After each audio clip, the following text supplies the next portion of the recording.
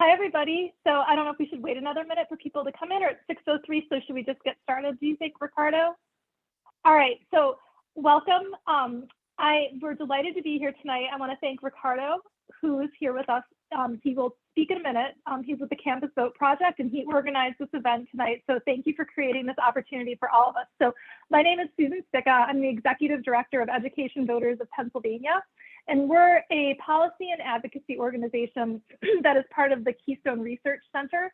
We focus mostly on K-12 education funding issues, but we have branched out into looking into higher education because we have seen in Pennsylvania how the very, very poor funding of higher education by our state legislature is really limiting the opportunities for Pennsylvania students to be able to access higher education.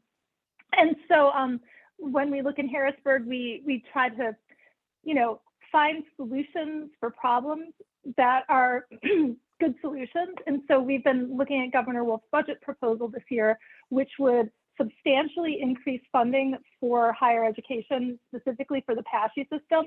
And also on top of that, create a $200 million scholarship program to provide scholarships to students to help them reduce the actual costs of the tuition and fees that they're paying every year.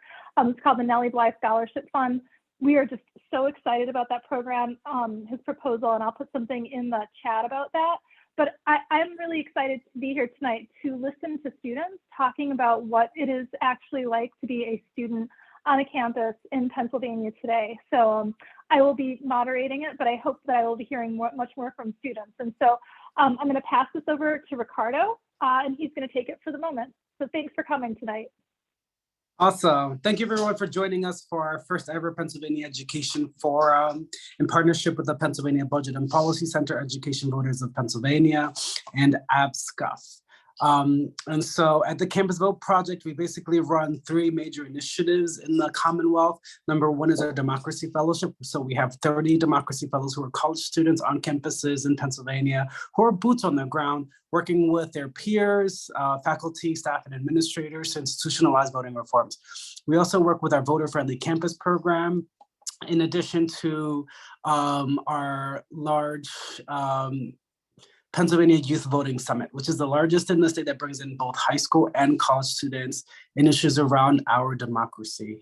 Typically, it happens in the fall, and we're having conversations with our partners, and some of our partners in the Youth Voting Summit space include the Department of State, the Pennsylvania Youth Vote, the Andrew Goodman Foundation, and several other nonprofit groups in Pennsylvania, as well as national partners, including Students Learn, Students Vote Coalition, and All In. And so the Campus Vote Project is actually part of the Fair Election Center, which is a national network of legal experts focused on voting reform, litigation, and advocacy.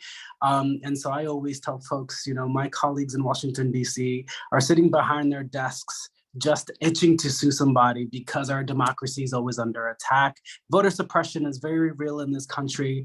And at the Fair Election Center and the Campus Vote Project, we're working diligently to combat voter suppression and to expand our democracy and to make it as easy as possible to vote.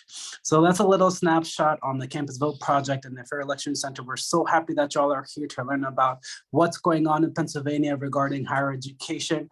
With that being said, I'll kick it over to Nick. Thank you so much, Ricardo. Thank you, Susan. Thank you all for joining. It is an honor to have been asked to come and present for y'all today. My name is Nick Presley. I am the Director of State Campaigns at the Pennsylvania Budget and Policy Center, which is another project of the Keystone Research Center, and the Director of the We the People Pennsylvania campaign, which is our flagship campaign. The Pennsylvania Budget and Policy Center, along with the Keystone Research Center, are essentially a progressive think tank. We come up with a ton of really intelligent ideas on how we can make people's lives better, and obviously more funding for higher education is a piece of that. The We the People Pennsylvania campaign is an advocacy arm of that think tank. Our job is to take all these super wonky ideas and solutions that our researchers and team come up with and make it so that it's understandable for other folks. So we're going to do a presentation in just a moment to talk about the state of higher education in Pennsylvania. But first, I'd like to take a moment and introduce my colleague, Jay Grandis, who's on here. Hi, Jay.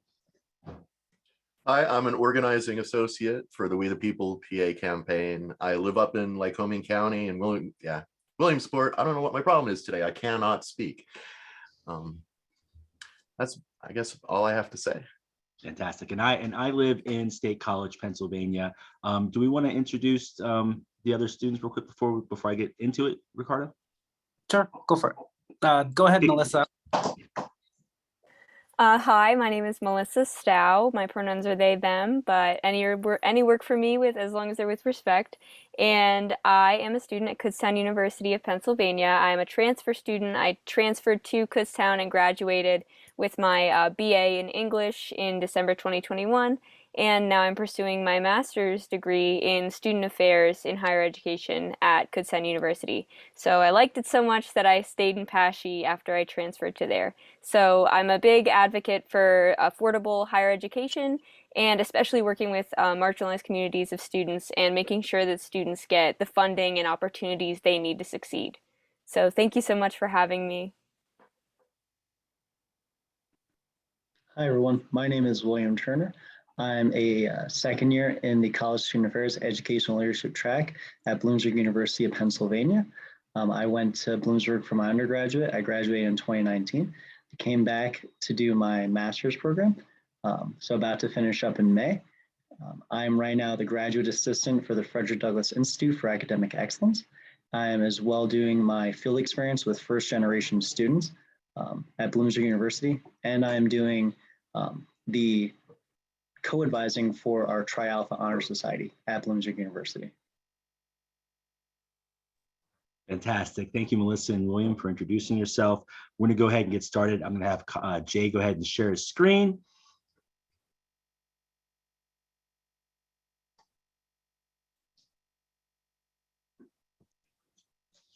All right. People's budget, creating a budget that works for everyone. So We the People Pennsylvania is a campaign of, by, and for all the people of Pennsylvania. Our goal is to ensure that everyone can thrive no matter whether they are Black, brown, or white, native born or immigrant, Asian or Latinx, poor or rich, or live in cities or suburbs or rural areas. What we do is we call on decisive leadership and bold action from state lawmakers to keep our families safe today and to build a stronger, healthier, and more just future.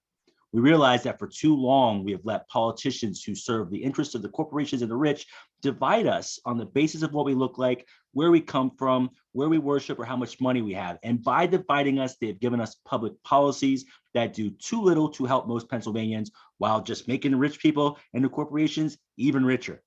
So the People's Budget is a once-in-a-generation opportunity to rebuild our communities and create an infrastructure for justice. And we like to start that off with the governor's budget proposal. Next slide, please. This slide is a list of some of our partner orgs, and I like to always mention that we do this in conjunction with organizations like CASA, Black Voters Matters, Pennsylvania United, Make the Road Pennsylvania, Commonwealth Communications, or COMS2, For Our Future Pennsylvania, Pennsylvania Stands Up, Power, SEIU, 6, which is State Innovation Exchange, and One Pennsylvania, as well as my colleague here, Susan Spica, with Education Voters. We're going to talk about higher education on the next slide. The United States, with Pennsylvania leading the way, actually became an economic powerhouse for essentially one reason. We made K through 12 and in higher education available to more of our children than any other country in the world. Today, however, today we know that for every year of additional schooling a community has, the economy in that school will be higher by 17.4%, and the wages in that community will be higher by 17.8%. Now, higher education helps children of the working class enter the middle class. And Pennsylvania state schools were once noted for this accomplishment. Think about what it means for a high school student, and a lot of you on this call know, what did it mean when you realized that if you worked hard, you'd be able to go to college someday, no matter whether your parents could afford to pay for it or not? I'm sure you can agree with me that it gives you much hope and inspiration. The issue is that sometimes it doesn't anymore.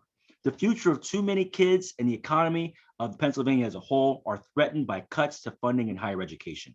And what we have to do is increase the funding so that all high school graduates, including both documented and undocumented immigrants, have an opportunity to get additional education or workforce training that enable them and all of us to make the best use of their talents. Now, this, I like to say, is typically a interactive presentation. So I'm going to drop a question in the chat, a polling question here. You can either answer in the chat if you want, keep it in your head, come off mute and answer if you want to. But here's the question. How does Pennsylvania's investment in higher education per person living in the state compare to other states? That is, how does the investment by our state government in higher education per person compare to the other states in the country?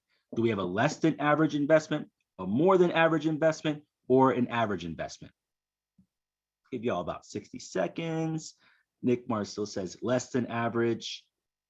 Susan, less than average. She's got the teacher's guide back there though, so. Yes, Ricardo says less than average. Someone else sent me a message says less. That is correct. And on the next slide, we will see that it's way less than average. On a per person basis of all states in the country, Pennsylvania funding for higher education, we are ranked 47th in the nation. That's only 2 states spend less than Pennsylvania on a per person basis. In fact, funding for higher education in Pennsylvania on a per person basis is 4th from the bottom of any state in the country. And this is because we have cut funding for higher education by over a third since 2008. Now that figure puts us as the 6th greatest cut of any state in the country. Meanwhile, while we're cutting all this money from higher education from our budget, the tuition at our state colleges has gone up by over $2,000. The exact figure is $2,521 since 2008. A little extra information here. The average education, the average investment in higher education in the United States is $295 per person. Pennsylvania does less than half of that while investing only $143 per person in the United States. Next slide, we'll talk about how we have the worst college expense burden in the entire country relative to income for white, Black, Hispanic, for all students. College costs are over a third of the median income of all families in the state. Over a third. And are even worse if you look like me. If you're a Black student, then that is 50%, 56% of the median income. If you're an Hispanic student, you're looking at 48% of the median income. And in the next slide, we see something even more ridiculous. Our state funding for criminal justice actually surpassed. We spend more money on criminal justice, our jails and our prisons in Pennsylvania than we do on higher education. And we've been doing so for over 10 years now. And it's been steadily growing. We're spending $2.6 billion a year in corrections, while only $1.7 billion a year on higher education. One thing I don't like to do when we do these kinds of presentations is focus only on problems. So I've listed a ton of problems here. What's the solution? Let's start talking about it in the next slide. And actually the slide after that as well. And Susan hit on this. The governor's budget proposal, he proposes a $171 million increase for higher education this year. That is a 9.6% increase from the budget. And that's not including the federal money we got from the American Rescue Plan funds. The funding for higher education, if we did include that money, of which there are billions, Bezos billions, then that would see a higher education investment that is increased by 21.9%. Does that solve our problems? No, but it gets us much, much, much closer to solving these issues. Another proposal in the next slide we'll talk about is the Nelly Bly Scholarship Program, which my colleague Susan mentioned a minute ago. That would inject $200 million to help at least 44,000 college kids afford school. And these are students within the PASSHE system, which stands for Pennsylvania State System of Higher Education. There are 14 universities in the Pennsylvania State System of Higher Education. I'm just going to say PASSHE. All right, moving forward. In the PASSHE system, and most of these people, y'all know them as our state schools. So the Nelly Bly Scholarship, or Nelly Bly program, will provide a scholarship to full-time undergrad students at 14 PASSHE universities who have a household of under $105,000 a year. So if your household makes less than $100K a year, you would be qualified for less than $105,000. I know that me and probably many other folks on this call are thinking, that's me. It is. The program would also create an emergency grant fund at these universities to help you pay for additional items like books or your final account balances. I know how expensive books can be, y'all. It is ridiculous. So we've got an opportunity here, and the funding for this program, we're not getting it through higher taxes. We're getting it by coming straight from the Racehorse Development Fund. Let me give you a second to tell you about the Racehorse Development Fund. I hope you hear the ire and the venom in my voice when I talk about this fund. It is $200 million a year that goes towards racehorse development. What it actually does is it gives money, prize money, to the winners of races for their horses. Who owns racehorses in Pennsylvania and most of the United States? People who make a lot more money than I do. People who make a lot more money than most kids who go to college or their families. It is the rich folks. No offense against you if you do, if those are your parents. I'm certainly not talking crap, all right? But there are $200 million that are going to the top 1% of Pennsylvanians to help win money for running races. That money should be going to our college, to our students to help afford colleges instead. Next slide, please. We also propose, the We the People Pennsylvania campaign, proposed the Pennsylvania Promise Plan. And what that is a $1 billion plan to make higher education more affordable. It would cover 2 years of tuition and fees at any Pennsylvania community college. So we're talking free community college. It would cover 4 years of tuition and fees at any state college for those who have a family income of $110,000 a year or less. Hoping a lot of y'all thinking that's me, because it is. 4 years of tuition at any state college for those who have $110,000 or less in family income. It would also provide 4 years of grants ranging from $2,000 to $11,000, depending on family income, for students attending any of those state-related universities I was talking about earlier. And it would also provide grants to adults without college degrees for workforce training and certification programs. So as I'm saying, there are ways for us to address this crisis of funding for our higher education. And next, I'm going to turn it over to Susan Spica. We're going to get to hear from some folks just like you to talk about what it's like to go to school in Pennsylvania. Thank you.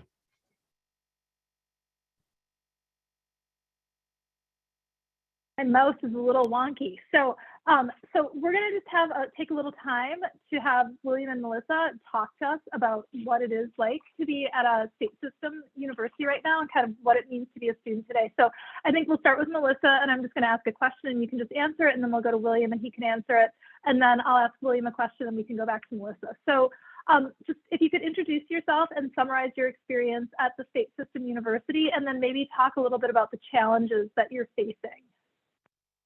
Sure. So, like I said earlier, my name is Melissa Stow, pronouns they, them, but any work. And I am pursuing my master's degree in higher ed, and that has been a challenge. It's been my first semester in the program, and most of the challenges I've faced financially, I mean, granted, I do have a graduate assistantship, which is very, very helpful, and I'm very, very grateful for. But you are given a stipend that really there's like set amounts that you get per every 2 weeks, and when you first start, you don't start getting that funding until about 3 weeks in, 4 weeks in, and then that can be kind of tight with books and with any other expenses you have. And so really when it comes down to it, you get approximately, at least for Kutztown, I think $37.50 per semester. And so those are divided into checks that are increments throughout the semester. And that's wonderful and that's great.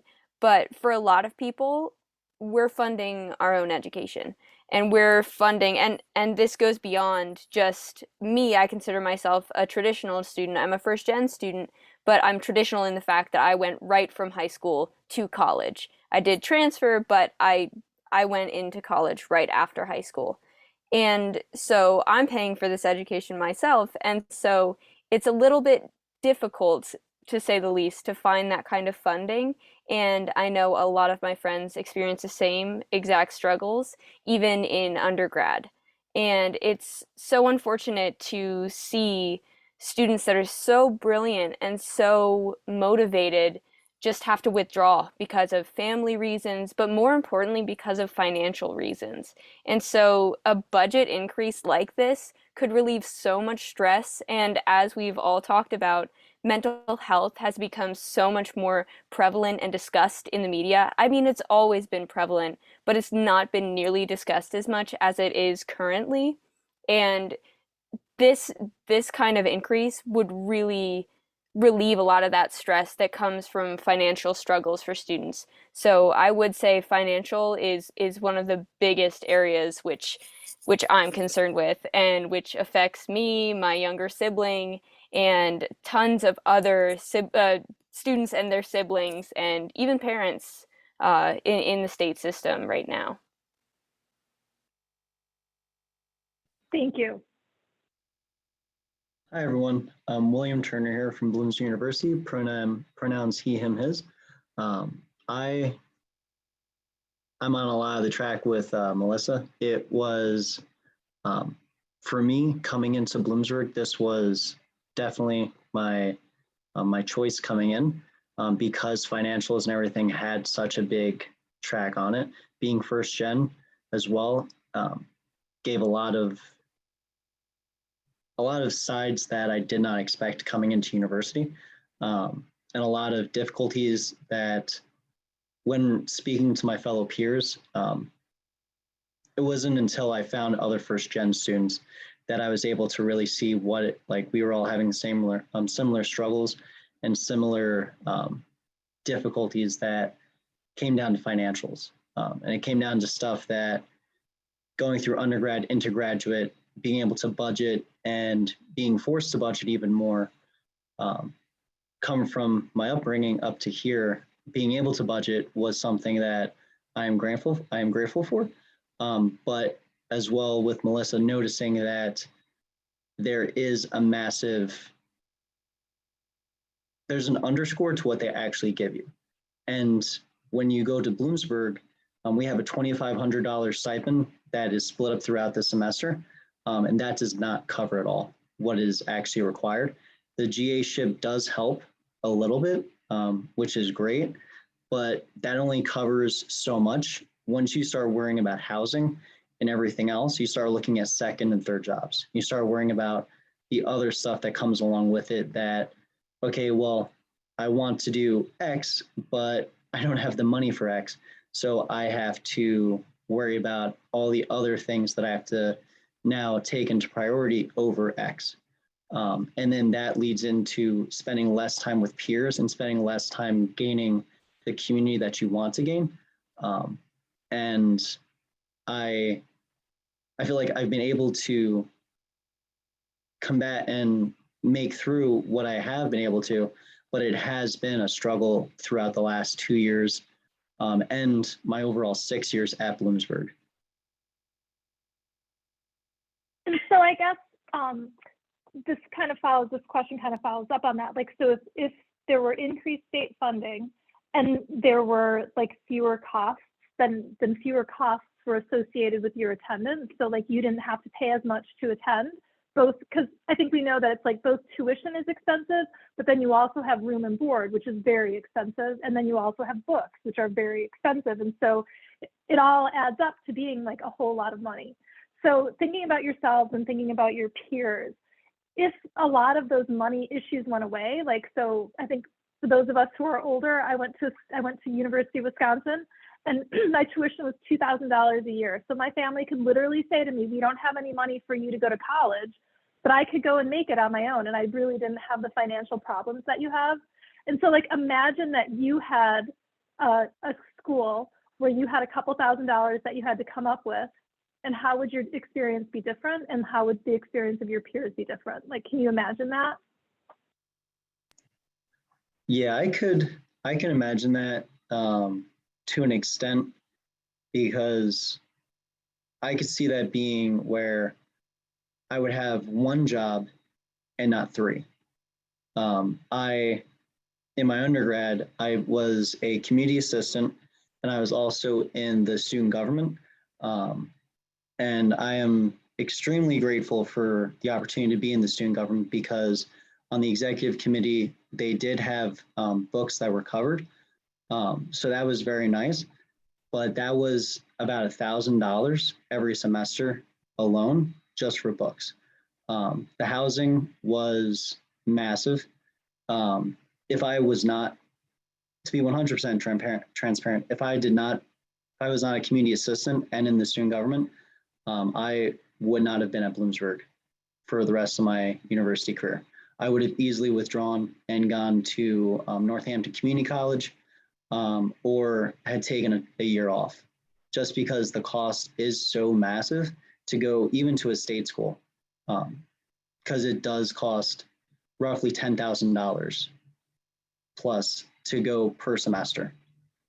So that is a quite a bit amount of money, and that's not taking into account when you go to the registrar and then you have to go and ask for more money certain times of the semester because you realize that you can't cover everything. The registrar and the financial aid will look at it and they'll be like, well, we can give you this, but we can't give you 5,000, or we can't give you the extra amount. And if you look at it, okay, 2,500 seems like a good amount, but then if your overall cost is $6,000 that you're still out, like 2,500 doesn't do you any good. So at that point, rather than taking the $2,500, just withdraw. And I've seen hordes of students that would go up, and then by the end of the week, the first welcome week, you have students moving out. Second week, before add drop period's over, 3 floors in a dormitory already empty. So now they have to repurpose CAs, community assistants, to other parts of the campus. So it does have a massive toll, the cost that university is on the students. Thank you. Thank you. Do you have thoughts on that, Melissa? Oh yeah, I have many thoughts on that. But I would say the first would be when I was deciding where to attend college, when I was fresh out of high school. Again, my parents didn't go to college, so I was like, I want to go to college. I want to pursue a career, and I want to stay in Pennsylvania for a bit. And I know that that's part of the Nelly Bly Scholarship, is also to make sure that we have these productive, like pre-professional individuals staying in Pennsylvania and helping to grow a thriving economy in Pennsylvania, which is, of course, the dream, but always what comes with that is we also need to make sure students are being funded, or they're not going to feel motivated to stay in Pennsylvania, or they're not going to feel motivated to go to PASSHE schools, which is exactly why I didn't go to PASSHE in the first place. I actually attended a private college near Pittsburgh, Pennsylvania, because they were offering me significantly more money, even with a higher tuition. They were offering me so much more money than a Bloomsburg, than a Kutztown, than a Shippensburg. All of those universities, despite me having the GPA that they said, yes, that's wonderful, that's a great GPA, you have, this is what we want, and you're pursuing majors that we have, they did not offer, and they were not able to offer me the same amount of funding as that private university could. And that is, now that I'm at a state school, it's really disappointing to me, because I think that our PASSHE schools have such brilliant students, brilliant faculty, and such vibrant communities. Every faculty member that I've interacted with has had the best interests of students in mind, at least in my case at Kutztown. I have felt so supported and so encouraged by faculty, but faculty can only do so much, and that's where the role of funding Pennsylvania State higher education is really, really important. Because if there's that support, they're actually going to put their money where their mouth is, and you're going to feel that support as a student. And that's something else that's also interesting. These contemporary college students that we're seeing, these students who are transfer students, these are the students that are suffering the most from the lack of financial support from the state, because you're having transfer students who are so close to getting their degrees, but then they withdraw. They don't finish, they don't complete. It doesn't matter if they have an associate's, they're not going to get their bachelor's because they're not being supported.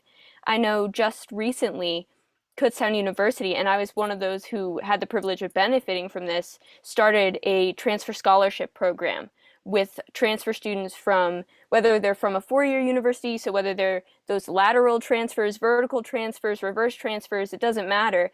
If you had the grade point average and you had all of these merits to back it up, then they're going to support you as a university. If we were able to get more funding from the state, imagine how many other communities can be more fully supported. And the transfer population is just one population. But prior to that, I think that the only scholarship that was offered from Kutztown, at least, was a $500 book award that you could only use on books and you could only use in the Kutztown bookstore. So yes, that's financial support, but it could be so much more if we had more funding from the state. And that's not to say that the state doesn't support these students, because I feel so supported through different initiatives and everything. But I think that really, like I said before, you have to put your money where your mouth is. You have to support financially, because obviously that's one of the biggest struggles, and it's one of the struggles and one of the factors that's causing people to leave the state, that's causing people to go to other universities, to move to other states and acquire residency there so they can get free or reduced college. So I think that this would be a really wonderful way to keep those really motivated students in Pennsylvania and have them grow as citizens in Pennsylvania as well. So absolutely, I concur with everything Billy said. And so have either of you done any type of advocacy? And if you have, do you have tips about, respectfully and like how to best go about the advocacy? Sure. For more funding, I should say, for more state funding, to be specific. Sure, absolutely. So I was also privileged enough to work with APSCUF last summer. So APSCUF is the Association for Pennsylvania State College and University Faculties. And it was so wonderful because I was able to go to the Capitol and speak with legislators, and I really, really felt like I had their ear. I was able to sit at tables with them and with their assistants and really give my personal narrative of my story of transferring from a private university and really finding myself and finding my place in Pennsylvania, which sounds crazy because I was one of those people that was very much, when I was younger, I loathed Pennsylvania. I was like, I don't want to live in Pennsylvania. I want to move to a different state. I want to move to somewhere exciting. But I can truly say that after going to Kutztown, going to that PASSHE school, I really do see the benefits of staying in Pennsylvania, and I really do see that desire. Instead of a desire to leave and go somewhere better, I had a desire to stay and make what we have even better. And I think that that's really important because not everyone has the luxury to just get up and leave when things are tough. And so I think that's one of the most important parts of advocacy for me is making your voice heard, but also making it heard. There's a really good Ruth Bader Ginsburg quote, and it was, lead in a way that causes others to follow. And so I think that's really important. And that's not a direct quote. I'm just trying to remember. I have it on a coffee mug. Sorry, tangent over. But you have to make people understand why they should care about something. And so that's one of my biggest tips for being an advocate and being an activist, even in your community. I think getting people to understand that the world is more than just about them. And so I think that that's oftentimes the problem we run into when we are trying to advocate for higher funding, because sometimes you'll get that response where the person will go, well, I didn't have free college, so why should anyone else have free college? Or I had to pay for my student loans for 10 years, so why shouldn't the next person have to pay for 20? And it's absolutely. So that's really what I would suggest is formatting what you're trying to advocate for in a way that's going to get people to care. And so I think that's really important, whether it's on campus or whether it's in Harrisburg. Thank you. That was lovely. Have you had any opportunities to do any kind of like lobbying or advocacy, William? So I have with Bloomsburg University. I have had quite a bit being in student government and also just in my own personal time doing advocacy work across the state. It has been eye-opening to see that the lack of funding, the lack of resources we get at Bloomsburg is felt across all the PASSHE schools. And it's something that it's disheartening, but it also gives a merit of kind of like a kinship because we all have that same understanding, like, yeah, we need to get things done. We need to be able to speak up and find things that actually give us like resources. One of my most recent pieces has been with first generation students with the PASSHE Foundation. And with the foundation, understanding and learning more about what is going on and understanding more about specifically how to get the funding. Because with a lot of the things that are going on throughout the state, the budgetary committees and everyone is always saying, we don't have the money, we don't have the money.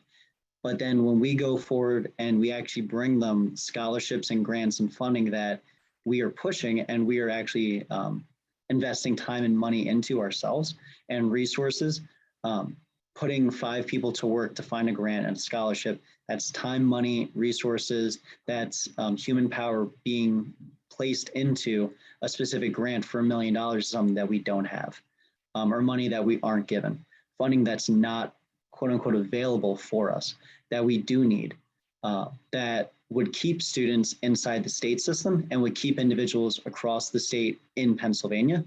And it's disheartening to see that those funding revenues and those streams of monies that could be going to students, that could be keeping students in the system, are not being utilized and they're not being fully assessed. They're kind of just letting gone by and being lost. And from my personal standpoint, seeing how university has affected a good amount of my friends when I came into Bloomsburg under the Act 101 program for us, I would say from my initial cohort of about 700 students to the graduating class of about, I think it was 50, over the years was saddening because I got to see the people who came in with me, and I got to see the people who had to leave, whether it be financially or other reasons. Some students just, they didn't have the money and they weren't being given the money from the state. They couldn't find the money, they couldn't get the money. And it really came down to, like Melissa was saying, people saying, I had the opportunity to pay for my education in one shot, or I had, a little bit of struggle, so why can't you pay for it? College has gone up exponentially since 2008, and it's not going down. And it continually keeps going up. And the way the budgets are being worked, it's only going to keep rising and rising and rising. And the cost is not going down. If I'm at Bloomsburg, and I've heard this from a good amount of students that are transferring, they're saying, well, I'm going to Bloomsburg. I'm basically paying for Penn State. Why don't I just go to Penn State? And that, the rebuttal is kind of like, well, what else can we offer you? Because with Bloomsburg University, we're going through merger. So we don't know what the next step is going to be after July 1. So it's going to be, okay, well, I don't know how to combat to your example because you want to go to Penn State because Penn State has a great history of, constant. But with Bloomsburg now being at a shuffle with Lock Haven and Mansfield, it's kind of like, well, where's our future going to lie? And being in that uncertainty allows for a lot of uncertain actions to be made for students to take a different course of action and to use their money at another location, especially if they're being given more funds. And the state is, from what I've seen, the money is not coming towards us. It keeps dispersing. So I do want to see money being placed where the mouth is and actually boots on the ground. If you're saying that it's not required to go to 14 state schools, well, then come and look at the campuses and see precisely what's needed with that money, because we're having a mass exodus and it keeps occurring. We're at what, 85,000 students right now, and the number keeps dropping for the 14 state schools, and a good amount of those students, 17,000, are at Westchester. So that means 13 other schools are housing the other, 68,000 students. And it just keeps getting worse. And so, I think what you're saying is, I think there's like a greater understanding that, especially after this consolidation, that we've reached a point in Pennsylvania where the state legislature now has to make a choice, right? And Governor Wolf has said clearly and completely with a lot of fidelity and a lot of dedication that this is the year that Pennsylvania needs to stop being 46th in the nation for funding of higher education, because he recognizes what it's doing to students, individual students and their lives, but also what it's doing for the economy, right? Like, so when all these very smart students who have all of this potential go to college and they can't manage to stay there because it's just, they can't afford it, that is a terrible thing for our economy, because that is just potential wasted. And so I think it feels very gloom and doom, but this is like the year when we have an opportunity. It's the first time Governor Wolf has made a budget ask that's this big. So he's asking for, I think, $75 million, Nick could correct me, to increase the PASSHE funding, which is a huge increase. And then these $200 million in scholarship funding, for funding to go directly to students to help offset it. And as Nick said, the state is sitting on this just, they're like a little dragon sitting on this pile of coins, these legislators. There's so much money, they cannot even spend it this year. They have a $6 billion surplus in just extra tax revenue that's coming in. So every month they're like, we had $648 million more in tax revenue than we thought we would ever get.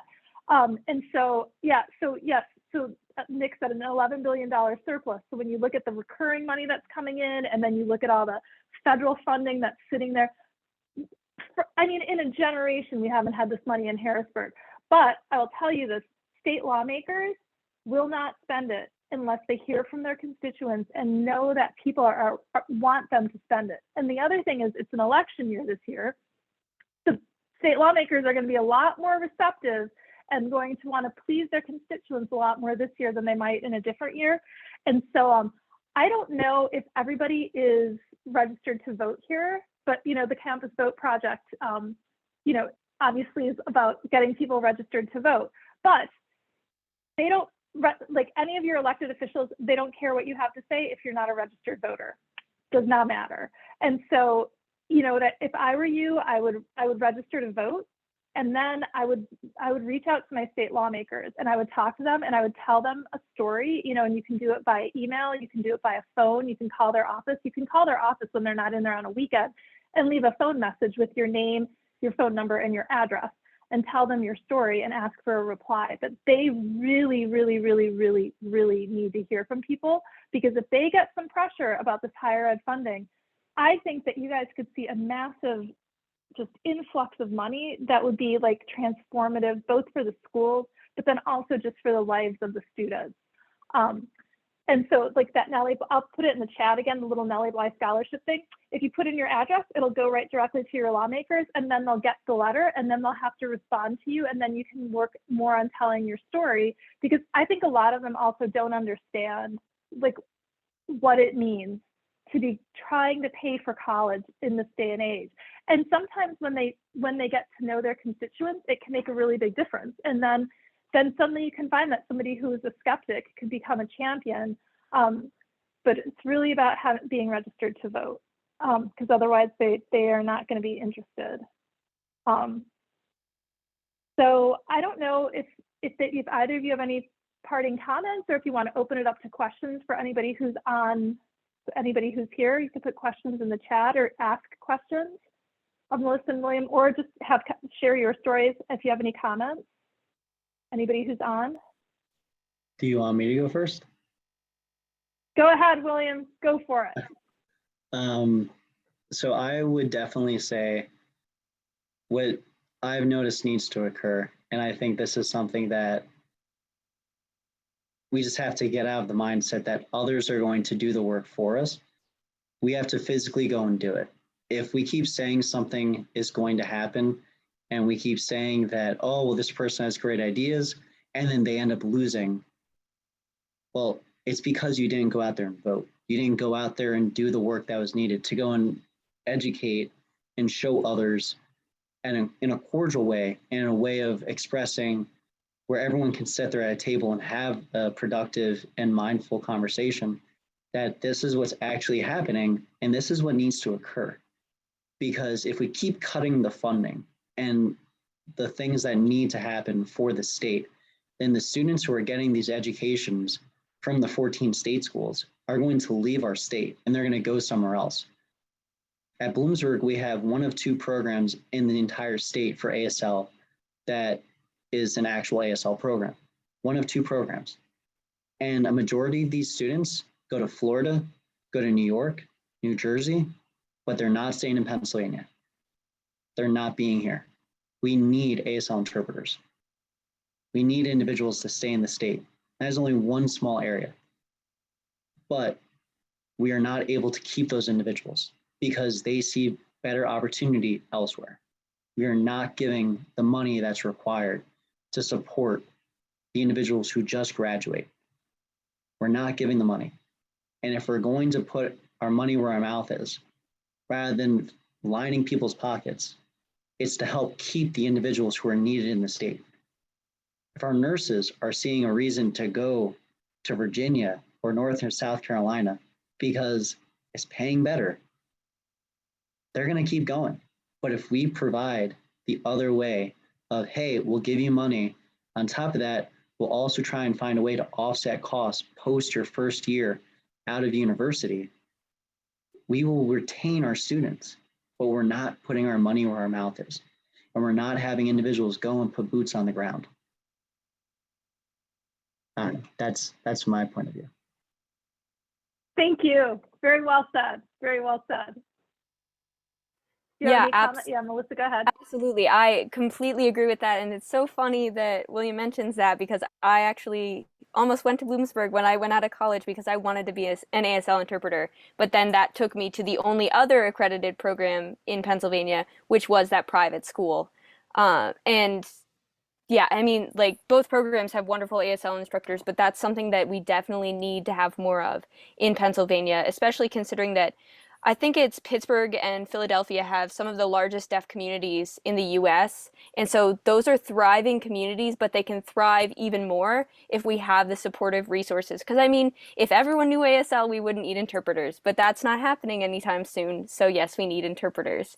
And if we don't have programs that support them, as well as programs to support nurses, teachers, I know Kutztown started as a teaching institution, and now we've expanded so far.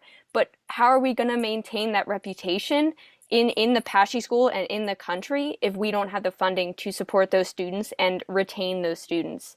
And one thing I wanted to talk about as well is not only retaining students, but helping support them and their well-being when they're in universities. The 2019 survey, we watched a documentary about this the other night, and I've really started to get interested in this.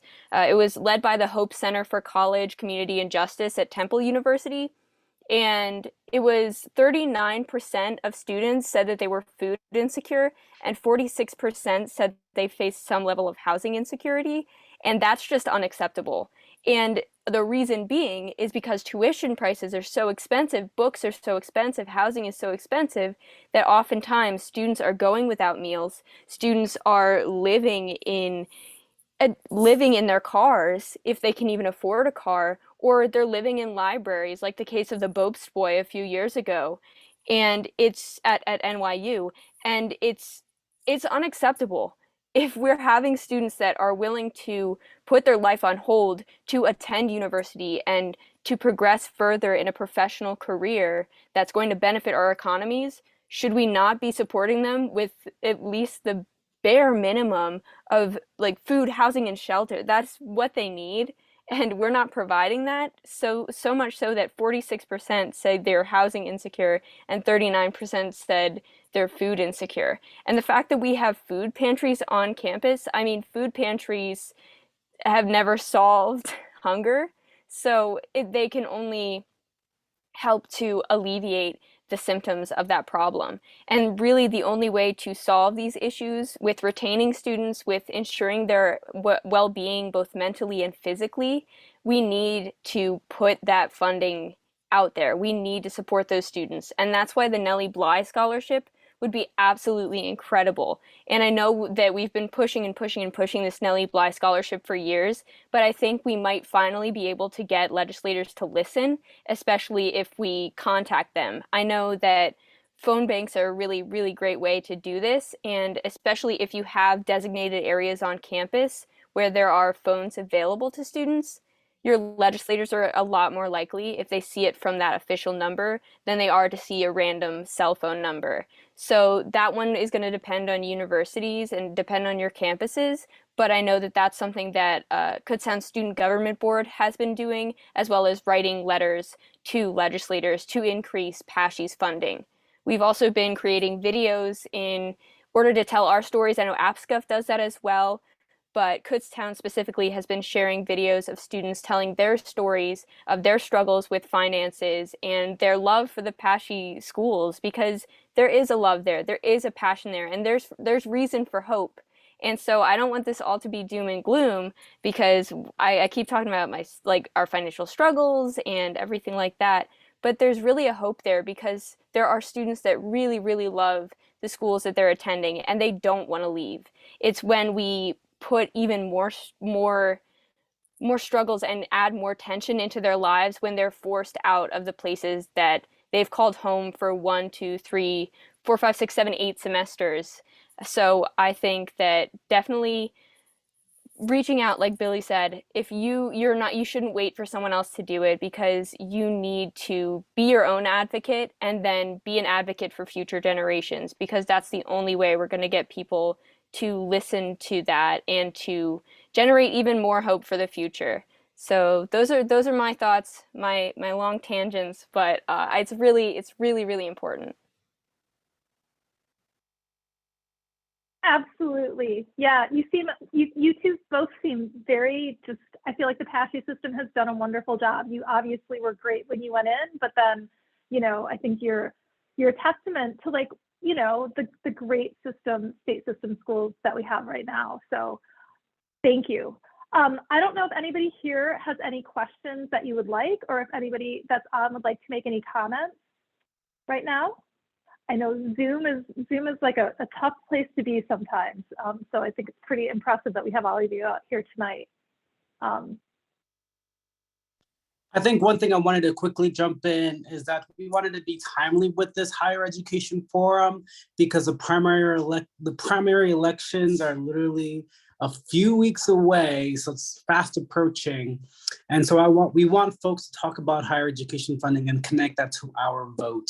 But then beyond that, these folks are making decisions with or without us at the table. So we want folks to contact their legislators, because our state budget is due at the end of June. So while we're talking to our folks, our neighbors, our family members about the primary elections, we should also be talking about the budget negotiations and to demand an increase to funding for higher education in the PASSHE system in particular.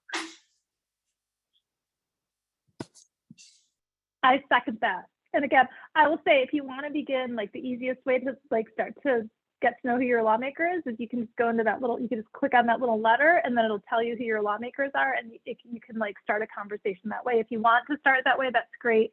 You can also Google find your legislator PA, and you just Google those words, and then it will pop up a little form, and you fill it out, and it'll tell you who your legislators are, and then you can kind of start to see who they are. I think you guys have this incredible, immense amount of power if you do decide to come together and vote. I live in Shippensburg, and in 2012, when students really came out and voted, the whole campus was just alive. And our precinct, which was in a very red area, that whole section was very blue. And I'm not saying that one is better than the other, but I'm just saying that there was a student voice that was very much heard that year. And so you do have a huge amount of power. And it's nice in Pennsylvania, because when you register to vote, you can vote by mail. And so if, I don't know where your polling places are for your campuses, if they make it difficult. In Shippensburg, they make it super difficult for students to vote. They move the polling place way far away where you can't walk. So you can vote by mail if you're registered to vote. And Jay put it in the chat. So if you want to find out who your legislators are, you can do that right there. But yep. And so I guess I will turn it back over to Ricardo for parting thoughts, unless there's anybody. Oh, Nick, would you like to say something? Yeah, and then, yep. I have Great. to hop to another meeting, so I'm gonna go. But I did drop my email in the chat. If anyone has any questions afterwards or would like to get more involved, feel free to reach out. Also, drop the website in the chat. I think I got it right. WeThePeoplePA.org. Feel free to go there, sign up for our mailing list. You'll find out some of the things we're up to. We're in Harrisburg all the time, causing problems for our legislators and the governor, making sure they listen to us. So please get involved and register to vote and make sure you're getting active. Thanks, y'all. Bye. Awesome. Thank you so much, Nick. And we All have right, Nick, nice to see you. Sure. Hi, everyone. My name is Nick Marcel. I am currently a second-year graduate student in the Higher Education Policy and Student Affairs program at Westchester University. I also attended Westchester for my undergrad, and I'm also sort of a co-founder of PASSHE Defenders, fighting for a fully funded state system of free public higher education. I just wanted to toss in the chat, if folks are interested in calling legislators or sending letters, I do have an awesome form template really trying to advocate for a fully funded state system. As you know, if you don't know some of the history of PASSHE, it's not even just necessarily, you could say, the cuts just over the past couple of years, or just lack of increased funding, but really from about 1983, when the state system was founded, until the recession in like 2008, 2009 or so, the state system had at a minimum $640 million a year adjusted for inflation. That's at a minimum, at the lowest of years throughout that time, from 1983 to like 2008, 2009. So if you don't know, right? And just now, the chancellor is only asking for, and the governor is only asking for, per se, you could say 550 million in general fund appropriations. In my opinion, I don't think that that's nearly enough. And I think a lot of folks, feel that way. And we need to continue to demand for more.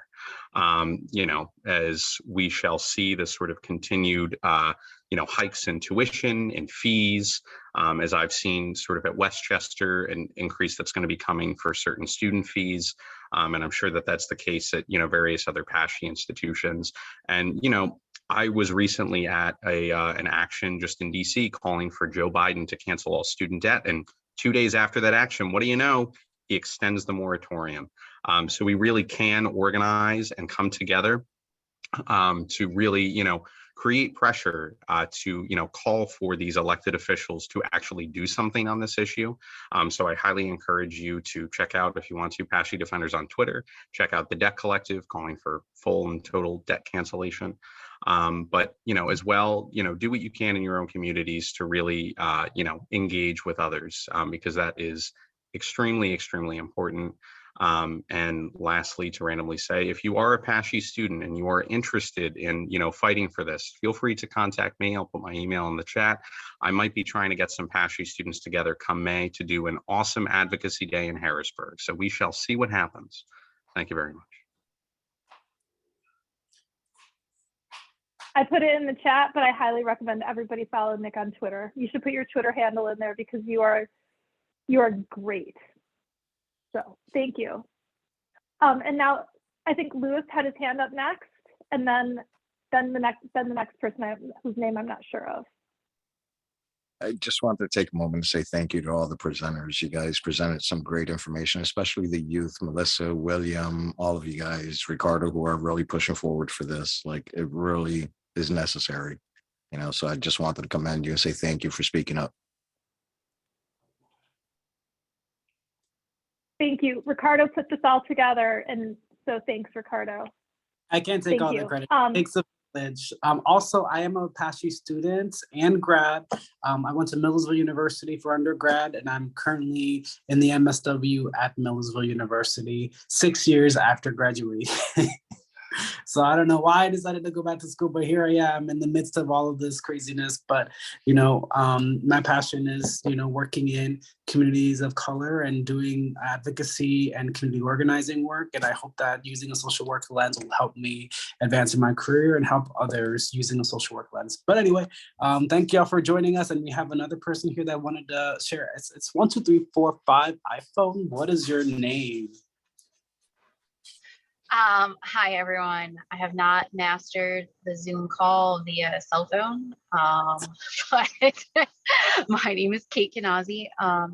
Ricardo, I met you in a couple of the PASSHE Defender meetings before. I am a cohort member with Nick at Westchester University. We are graduating in May, so we're like in the final countdown. But when I had signed up for this call, I was kind of curious, and I've been asking Nick questions back and forth. As a former K through 12 educator and a PSEA member, like the lobbying arm and the training program that you can go through with PSEA is strong, and it's like deep, but also that extends, if you so choose, to go through the student training program. And we are talking about a big amount of money that is sitting unspent, but there are a lot of lobbies working towards that. So I was kind of wondering if there are any, I'm going to say, like training programs that groups offer for students that want to participate, like for lobby day in Harrisburg about student debt or fully funding the PASSHE system. I guess that's a question for everybody.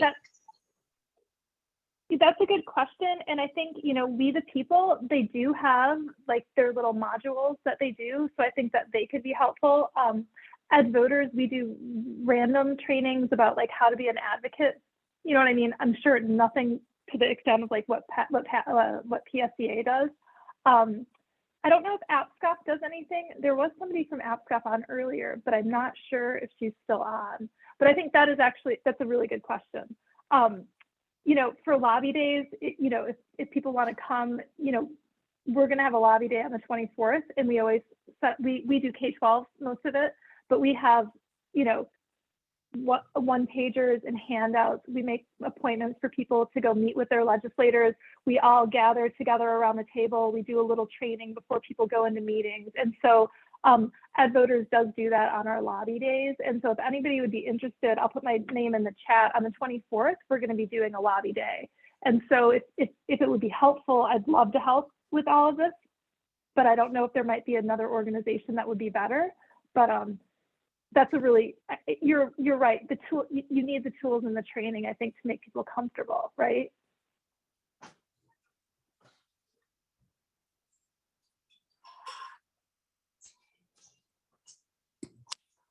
Yep.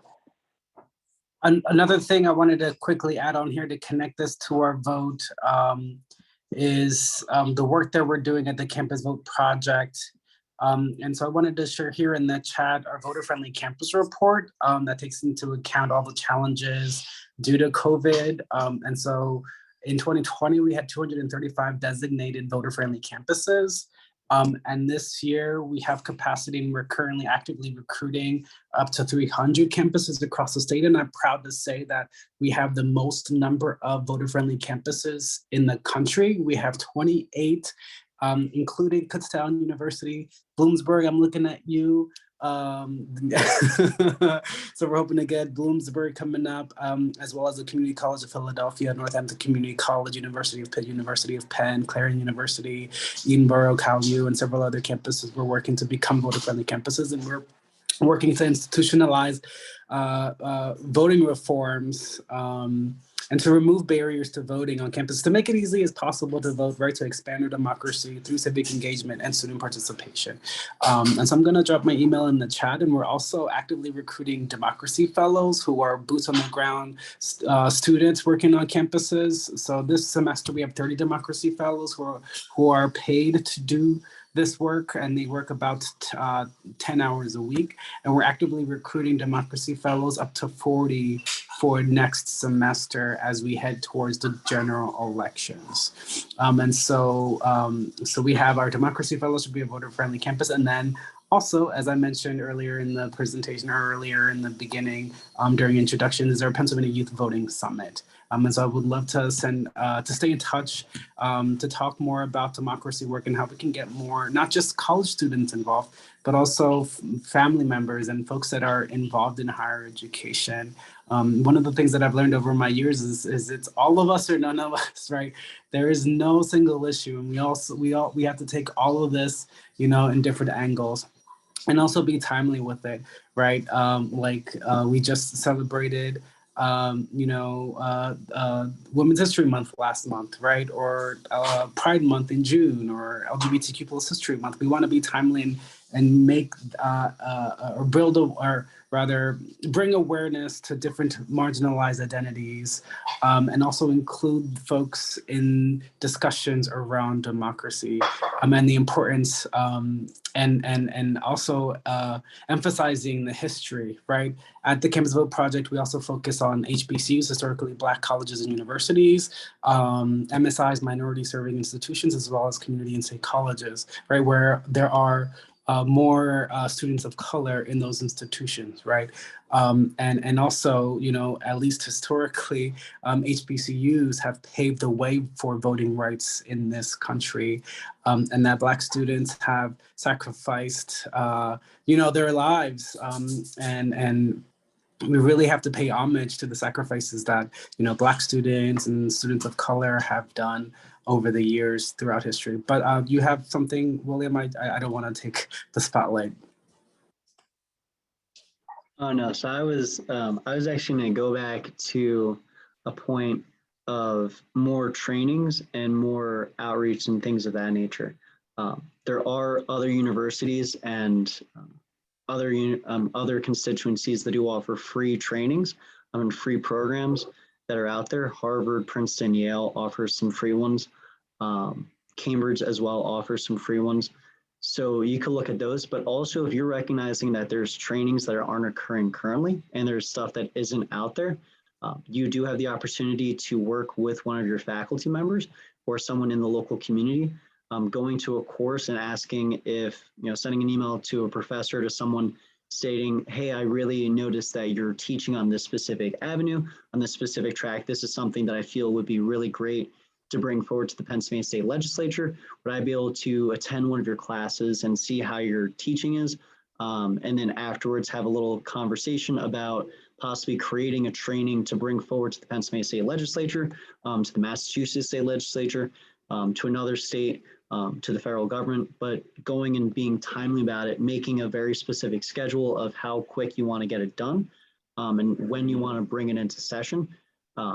If a training doesn't exist, make the training, because no one else is going to do it. If you already have the idea, make it happen, and make it tailored to what you want it to be. So that way everyone gets the best out of it that you think is applicable. Thank you. I hope that helps. And I see Lewis, you have your hand up again. Yes, I had a quick question. This just brought me into a lot of thought. I know we're talking about voting rights or getting individuals involved with voting. I'm originally from Lehigh County, and in Lehigh County, we also have the city of Allentown. And in the end of 2019, we had a lot of youth that were thinking about getting involved, speaking up, and getting involved with the city council meetings. That turned into a great strategic meeting with a couple city council people and local leaders. And we, with about 8 other youth, these were all high school students, created a bill 66 for city council, which is a youth council advisory board. And they are now working on building the group. Of course, COVID threw a loop into things, and now they're rebuilding that youth group to now start working with city council, creating local bills, working on youth initiatives. I decided to take it a step further with our county commissioners and got them to agree to creating a youth advisory board for the county. And I also do a lot of youth diversion programs. So thinking about in a full circle here, how can we bring it all together? I spoke with the school district, the police department, and now the school district is going to be creating a group of 20 of their school district youth. And that group is going to be divided 10 and 10. 10 will work with city council, 10 will work with the county commissioners. And the whole goal of it is to empower these youth to create local bills and initiatives that the city and the county commissioners can support, empower, and finance. But I don't know if there's any groups or any trainings out there or anyone that you guys can guide me to. I'm very familiar with Ricardo. He can get me the information if anybody has any thought afterwards to kind of get these kids to like maybe get involved in some groups that are local young advocates, lawmakers, that we can kind of like connect them with. That way they start empowering themselves. Mm-hmm. So actually, I have an idea. What you could do is that if you're worrying about students being engaged, one of the ways to kind of combat this is bring students in while you're creating these training processes, these training seminars, and train the students on how to give it, like how to give the actual training, and allow them to conduct it and lead and be that support unit. Because from what I've seen a lot of times, we give trainings and we keep giving trainings, but yet it seems like even though we are older and yes, having the opportunity to give our own insight, having individuals that are of the same age range be able to give those trainings back and allow students to then ask when in school, because we're not going to be there, ask their fellow peers about what's going on, allows for more dispersion of the information and allows for more individuals at that age range to give out information that they understand and allow others, if they don't understand it, to then ask as well. But that's from what I've noticed. 100%. This is why we've included youth from the very beginning. We wanted them to be making these decisions, and they actually helped us create the bill. So we want to just taking that to the next level and empowering them to continue to make these bills, not having the adults who are not close to the most affected. Thank you. That's inspiring. That's great. Allentown is a great city too. There's a whole group of K-12 advocates who are finally like coalescing. I feel like there've been little pockets, but I think they're all finally coming together in Allentown. I just feel like it's just this great. It's a great place to be right now. I think if for young people to have a lot of opportunities. So thank you for doing that. That's awesome.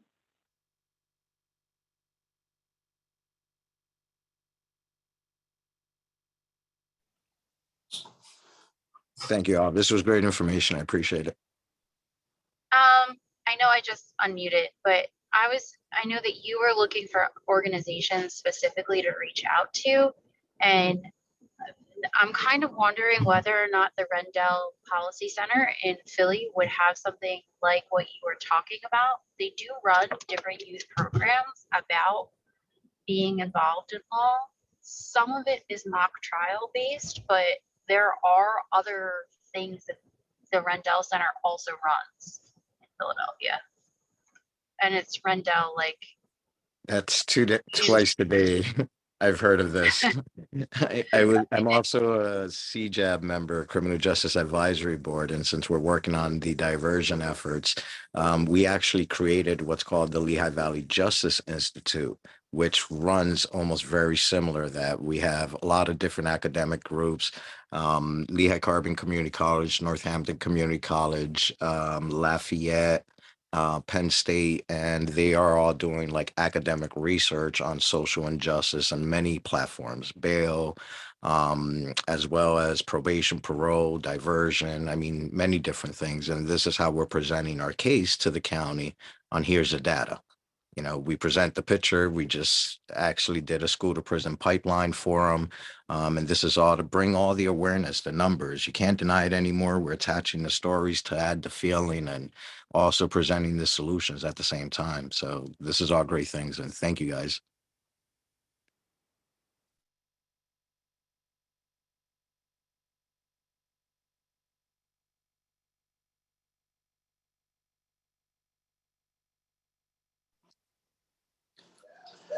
Awesome. I think we covered a lot. Right, Susan? Right, Melissa? Right, Billy? Are there any more questions? Any final remarks before we close out?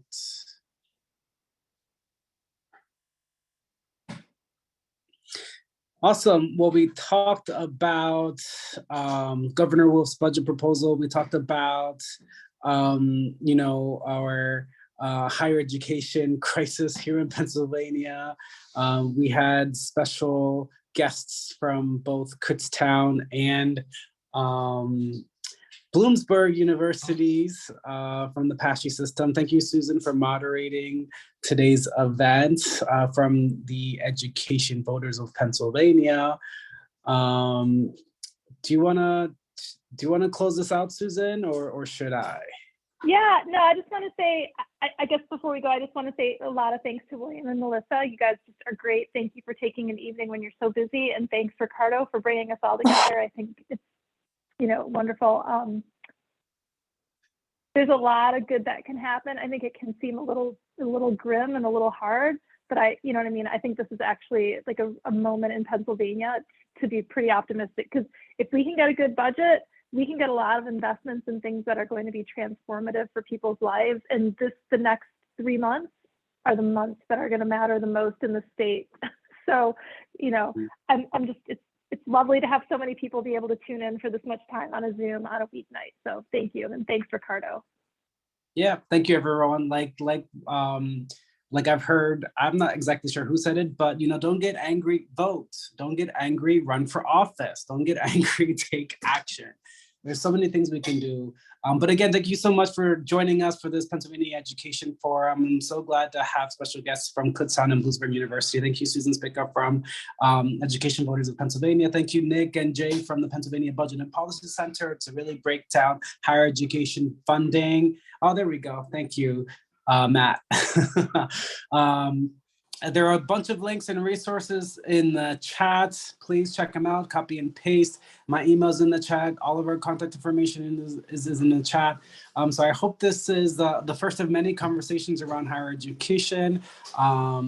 If there's nothing else, I guess we can close out. Thank y'all for joining us, and have yourselves a great evening. Stay dry out there, it's raining. Thank you so much. Thank you, everyone. Thank you, everyone, for attending.